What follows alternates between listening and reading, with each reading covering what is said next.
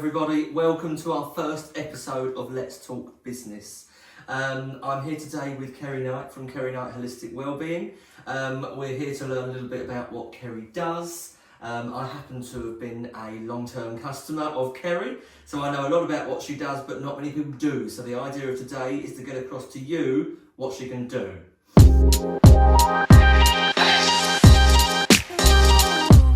Kerry, I've been coming to you for how long now? Gosh, must be about 18 months. 2 years even? Longer, much longer than that, I think. I don't know, Sam. I'm trying to It's 2025, I must have been, I reckon, 4 years at least. I reckon it was COVID times I started coming to see you. No, so it would have been after COVID. When did you first start seeing? Because you was at home. I used to come I to was, you but I in your little bedroom. So I started my business back up in COVID times. Yeah. Because I'd taken a 3-year break after the loss of my husband. So I took a break, and it was COVID that actually got me to revisit. To get back to. Yeah, I revisited. Because in that time, obviously, we were plunged into isolation, faced my worst fears of being alone and lonely and isolated and all of that lot. And I just went back into that self-help world, and I revisited a lot of my books, and I revisited all the Reiki and everything like that. And I realised that that's where my passion was. And so in that time, I could see that so many people were in need of support and possibly help. And you could do something for them. And I could do something that might just give people a space to feel held, to feel seen, someone to talk to. So I decided to revisit the Reiki, and I was doing distant Reiki actually in COVID. So it must, now I'm thinking about it more as we've said it, you joined the chamber, or you came along to a breakfast at the very least when we was at B12. That's right. And I think it was very soon after, might have even been your first breakfast, I think we just connected very well. Yeah. And I booked in there, and so whenever that was, I'm going to go with 3 years. I'll go with that. Possibly. Yeah. As I say, it was. Ish. Yeah, because I, as I say, revisited, started doing the distance Reiki from home in the COVID times, and then once we were allowed back out into the world. Just when the clocks changed. More's coming back to me, the more we're talking. The clocks had just changed. It was October 23. Yeah, there you go. And the first time I met with you, we had our first session, and we came back downstairs, and you asked me if I had a trauma when I was 5. See, I wouldn't remember anything like that, because that, what that comes detail to me, sticks in my brain, which of course I did. Yeah, absolutely, and that's the thing with the way that I work though, because it's so intuitive. So if I sense something, it's not for me to know. So I wouldn't hold on to details like that. Yeah. So I was working from my spare room. Yeah. In my house upstairs, and then I moved to my lounge because I took in a Ukrainian lady. Yeah, there's a photo of me laying on a bed in your lounge. Yes, that's right. So I worked from there for quite a while, and then I got the lovely Lily, my mad little cockapoo puppy dog, who started to get most disgruntled when clients were coming around. I think you didn't last very long. I was going to say, do you remember coming round and she was not happy about being put in a crate just because I had a client in the house? So and that was when Sally, obviously bless her from here, said, look, I've got a room and you can come and use this room and come and go as you please. And it's worked very well. Really well. Where are we? We're at the Aesthetics for You clinic in the High Street in Hailsham. Yeah. So I've got a little room in the back here, and I have access to it, so I can come and go as I please. I'm not restricted to times of day when Sally's here. It's literally I can choose. Well, like with one thing I find really convenient is you send me a link to your Calendly booking system. You send me a link through to your Calendly booking system. I can go through, see what times and days you're available, when I'm available, and we book in. We do a session a month. Yeah. I happen to work opposite. It's very easy for me to get here, but if you didn't, you've got a car park out the back of you. Yeah, with free parking. It's so easy. Yeah, and the fact that I offer evening appointments as well, because again, I know. So I actually start my day later in the day, so I don't really see people much before 10:30 in the morning, because for me, I will probably be working more later on into the evening, and I appreciate that, if people are working full time or whatever and they want to come and have that relaxation, then it's going to be more of an evening. And I feel I've worked my way through several different services you offer over the time. That sounds a bit ominous. But did you want to talk about what it is that you do offer? So it's very difficult to actually describe what it is I do in terms of the Reiki, because some people have heard of Reiki, a lot of people haven't. It is becoming more well known now. That is the basis of my therapies. So Reiki is actually a very ancient Japanese art of stress reduction and relaxation. And it's like trying to describe the indescribable. So as I always say to my clients, I think we can all agree that there's an intelligence in life at play here that is beyond what the intellectual brain can always perceive. Absolutely.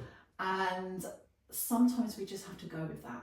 And so from my point of view, it's always about, you need to come and experience the Reiki energy for yourself, because that's the only way you're going to understand it at a level, and even then you still won't be able to go and describe it to other people. When you've done your presentation at the chamber, you asked us to describe the taste of an orange. Yeah. You can't describe the taste of an orange. Exactly.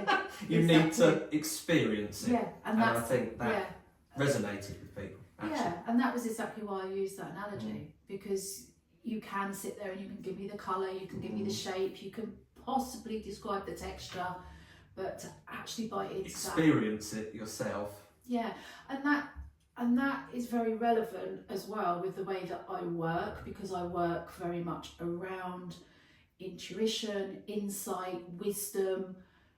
Our bodies, you know, there is a wisdom that is running through our body at all times. And not one fits all. And I can never have more wisdom about you than you have about yourself.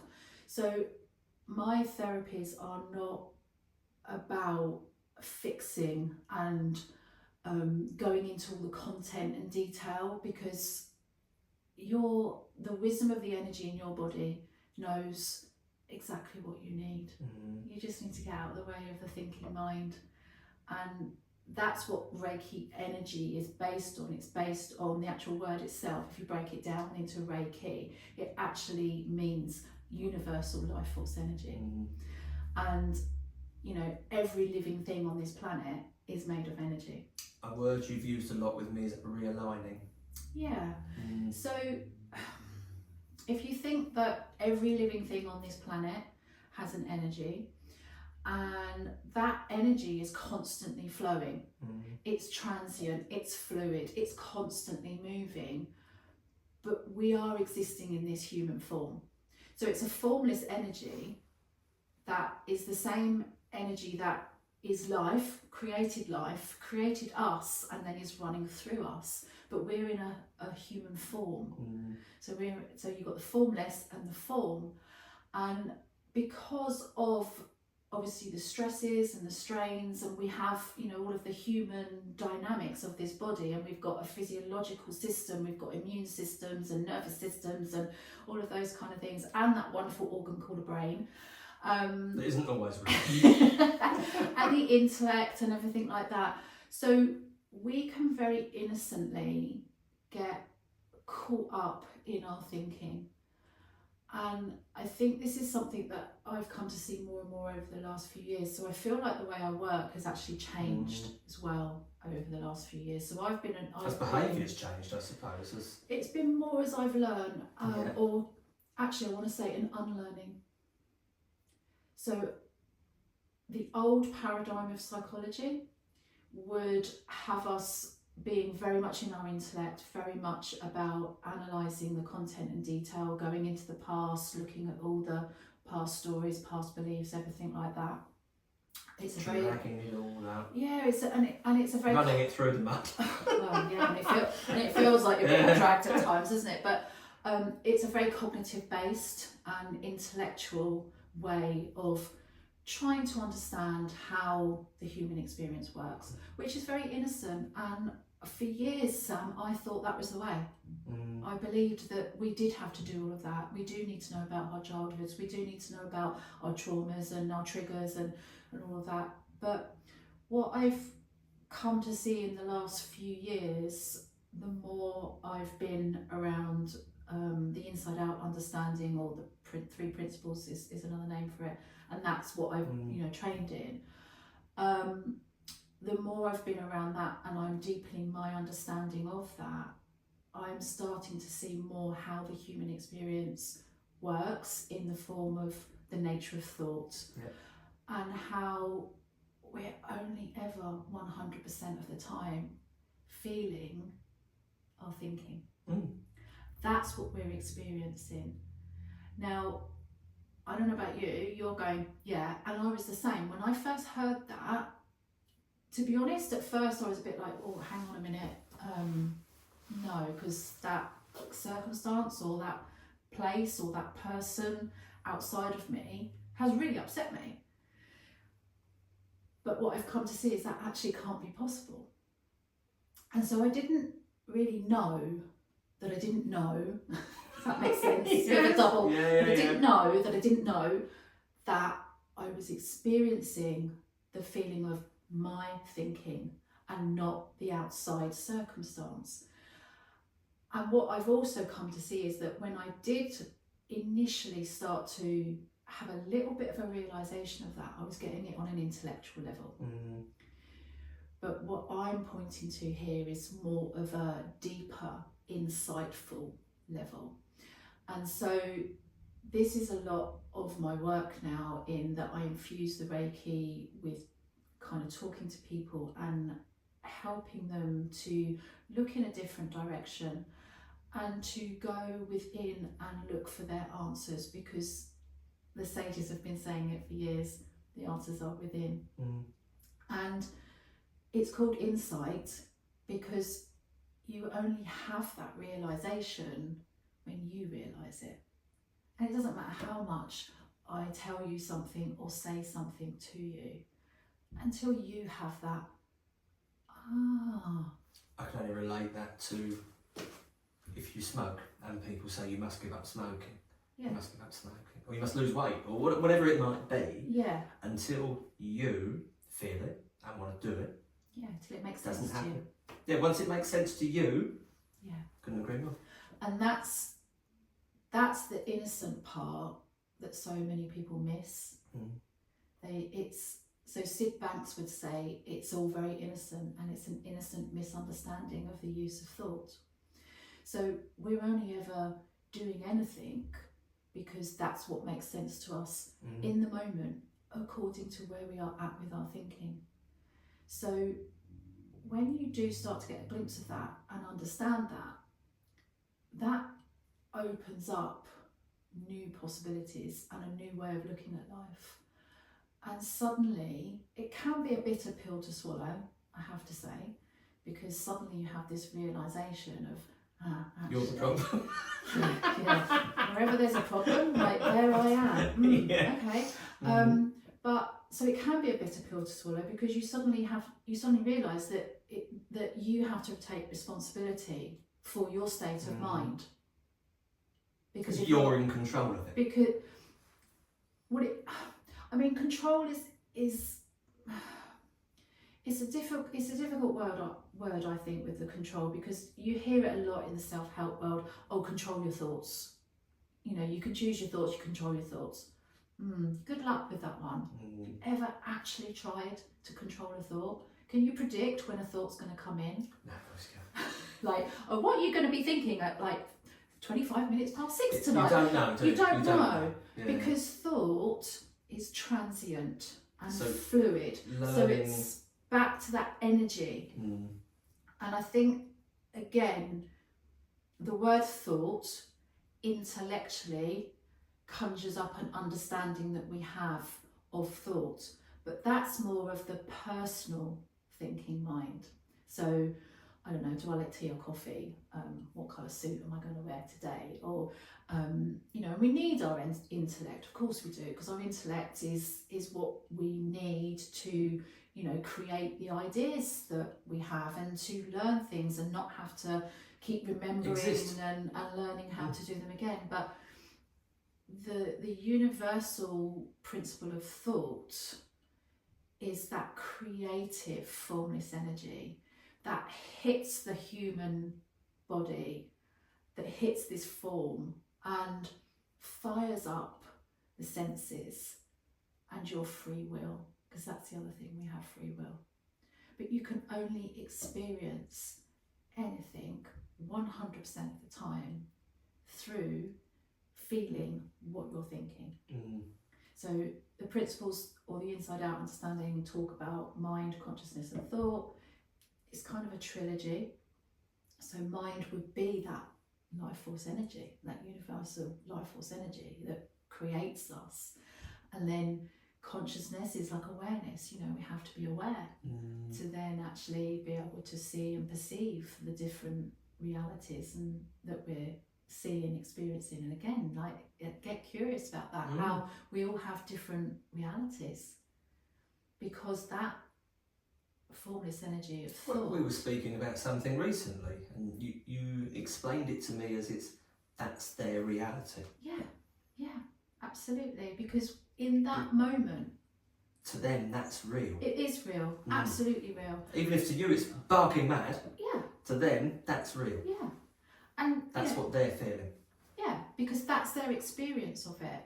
So because of our humanness, you know, we've got all sorts of things going on. You know, we've got our moods and, you know, the different hormones, and, you know, let's not even get started on that. But, you know, and it's like, so thoughts are constantly coming in and coming out. They're neutral. There is no good or bad. What was it, the William Shakespeare quote? Nothing is either good or bad, just thinking so. So I'll take your word for it. So a thought, actually, it's transient and it's fluid. So it just comes in. It's like a ticker tape just coming across. And we have something like 80,000 or something or other. It's thoughts. you choosing what to do with that thought. Well, what happens is we're not even aware of all of the thoughts that we're having. There's just, you know, if you think of like the CN News and you see the ticker tape going across the bottom, there'll be loads of stuff going across the bottom there that you're not even taking any notice of. But then all of a sudden there'll be something that will catch your eye and you'll be like, oh, and you want to look at that a little bit more. Very good way of putting that, isn't it? That's what it's like with thought. And we can have a particular preference of flavour to certain thinking, according, again, to our past experiences and habitual behaviours and everything like that. So it's, you know, a thought comes in and we might notice a particular thought, but why do we notice it, Sam? Because we have an inbuilt alarm system called feelings. That thought could cause that feeling, yeah? So you become aware of the thought because there's a feeling. So they're not separate. They're one. So you become aware of the thought, which you've become aware of it because of the feeling. Yeah, it could be a good feeling, if you want to go into the labelling good and bad. But we have a, you know, again, we can have a preference. So you notice a thought. So, you know, let's take, for example, for, you know, a lot of people, if they're feeling stressed. So, you know, stressed, overwhelmed, that's quite a common thing. And we innocently, again, want to attach meaning to that because the brain wants to intellectualize it, work it out, and wants to attach. I'm stressed because of, and it wants to place meaning on something outside of you. Right. Outside of you, yeah? And this is the innocent part, because what we're missing is that it's not the outside of you that's causing the feeling of stress. The feeling of stress is coming from the thoughts you're having about the outside circumstance.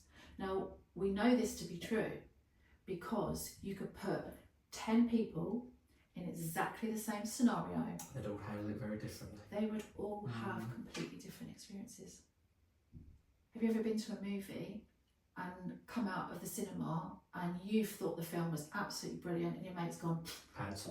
rubbish? Absolutely, yeah. Same film. So it's not the film, is it? It's what you've taken from it. And you can look at that with examples of like the weather. So how many people will say, oh, I feel so much better today because the sun's shining, it's wonderful, and the blue sky's out and it's brilliant. Is that because they've told themselves the sun's shining so I feel good today? They've attached the meaning Right. to it being outside of them. Oh, the sun's out, so that's why I feel better. One of the guys at work, it's been ruining his week that the forecast for the next week is pants. Yeah. Because he's off next week.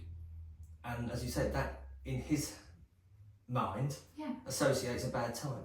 Well, he's placing a lot of meaning on that, and this is what we do. So this is where it's also very innocent, because the thought itself is just a passing thought, it's neutral.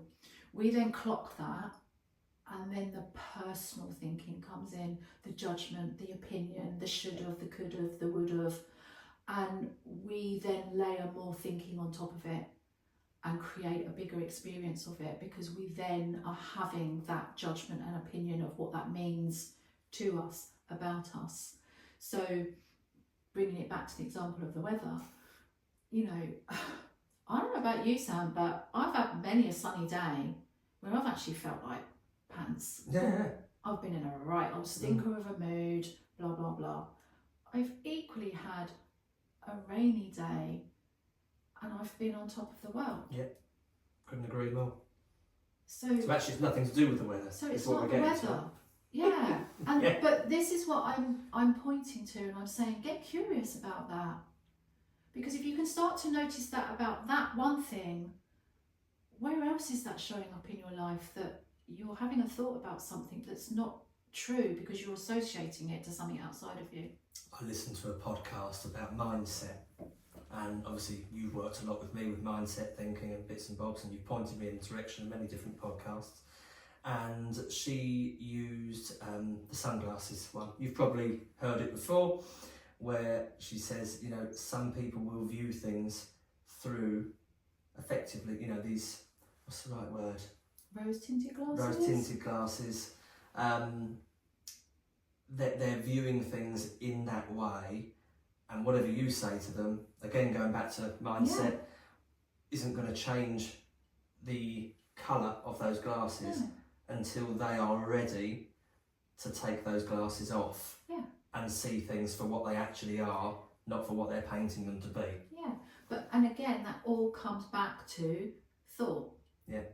Because they can only be having that experience of that through thought firing up their senses. So you've got all your five senses. Well, you only know what those five senses are through the power of thought.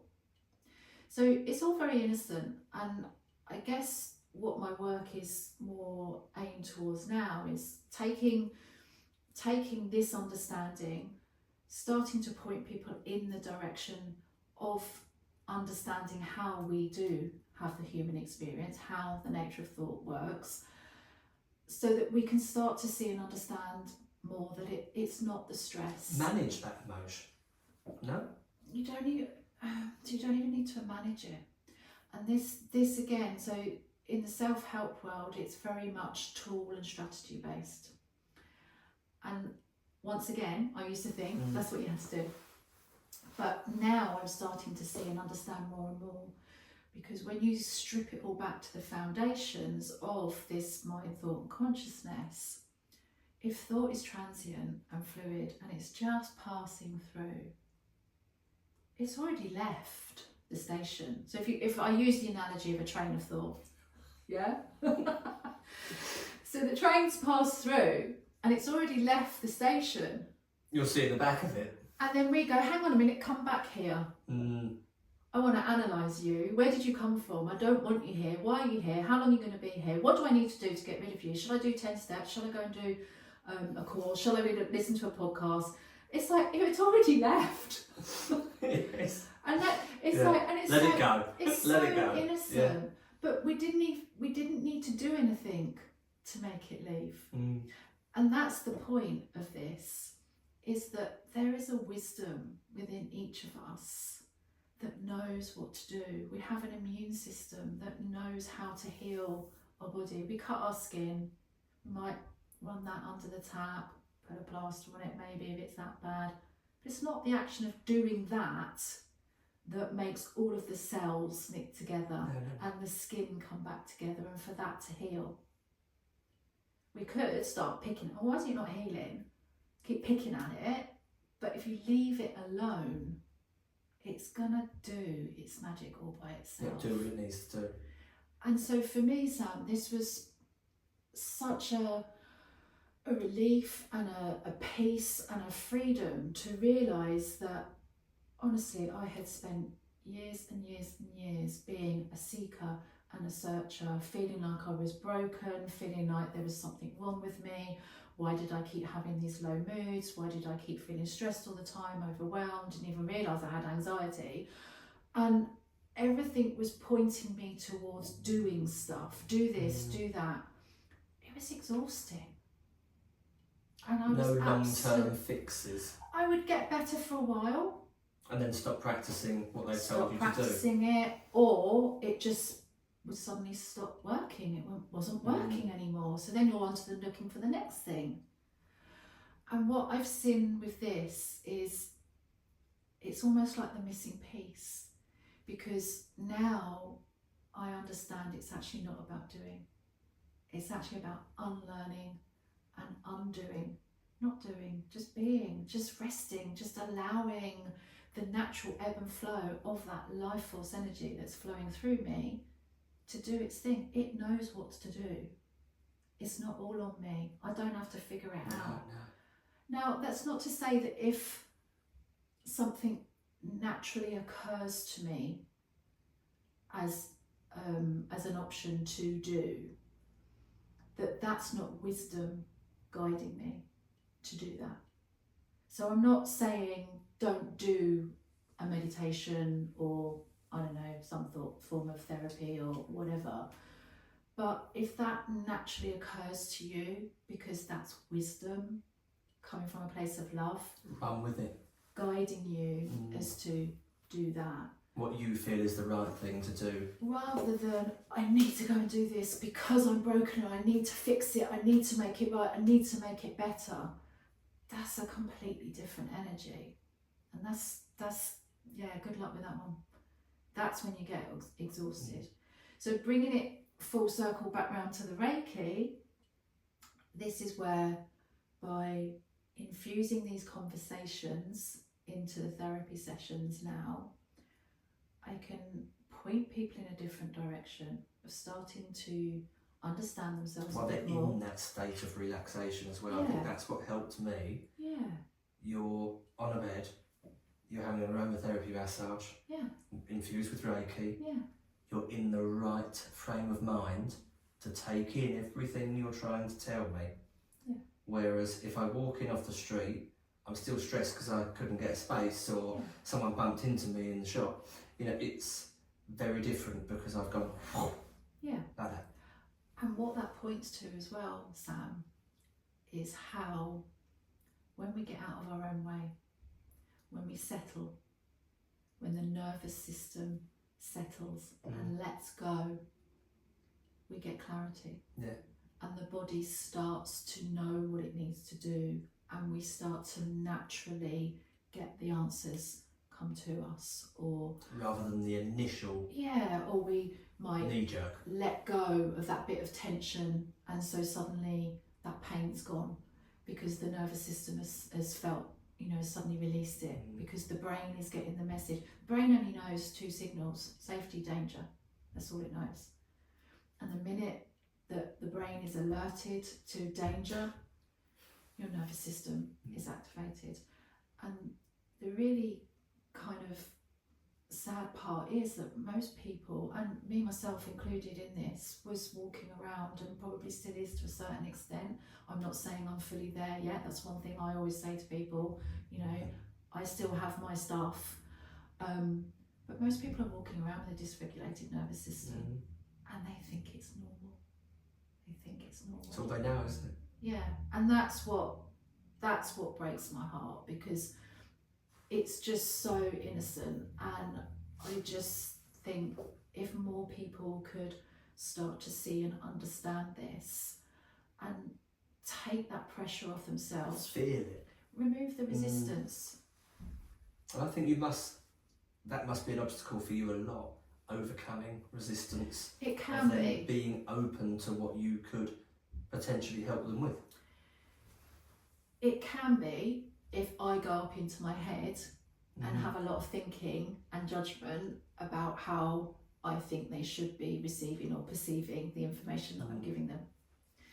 So once again, it's me bringing it back to my grounding and my understanding. And what you find is when you're with somebody who is grounded, it's like a tuning fork. And, you know, most people will be drawn to that co-regulation. So if I'm grounded in my understanding and I'm grounded in peace and love and compassion, it's mirrored. It's going to be more likely that the person will join me where I am, or not, if that's the way that it's meant to be, because who am I? Because I don't know with any kind of therapy, you know, is it a case of, you know, I don't match with all personality types as clients? You must have a similar thing sometimes, you know. Not all personalities can fall in great with each other. We connected instantly, and have maintained that since.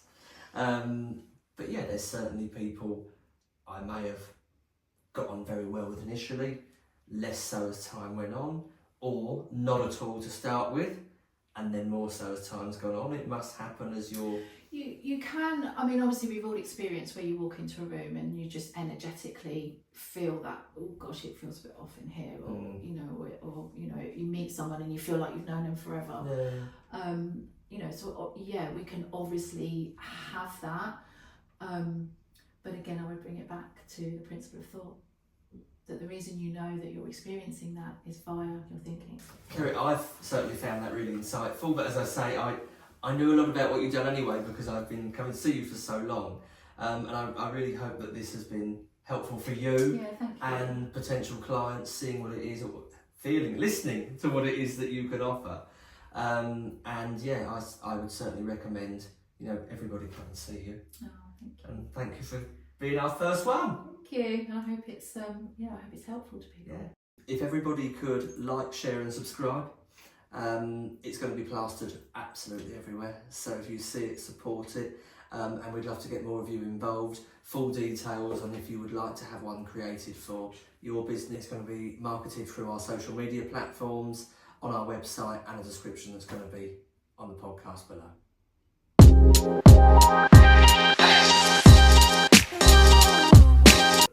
Are you ready?